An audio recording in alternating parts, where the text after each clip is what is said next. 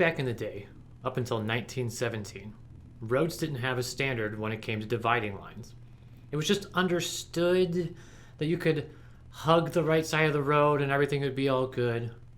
Well, this kind of fell apart when it came to corners. Drivers would tend to steer in and cut corners going into the opposite lane. So in 1917, the first center line was painted and was chosen to be the color white by the designer.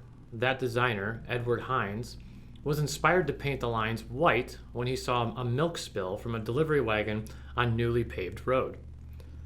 White lines were later adopted by all states in 1955, all except for Oregon, who preferred yellow. And eventually, the federal government in 1971 mandated that all center lines use the color yellow and that white lines only be used for traffic going in the same direction. I can only imagine Oregon at that point saying, "See, yellow is safer." But I just thought this was interesting. 54 years of road line innovation and regulation, all inspired by some spilled milk.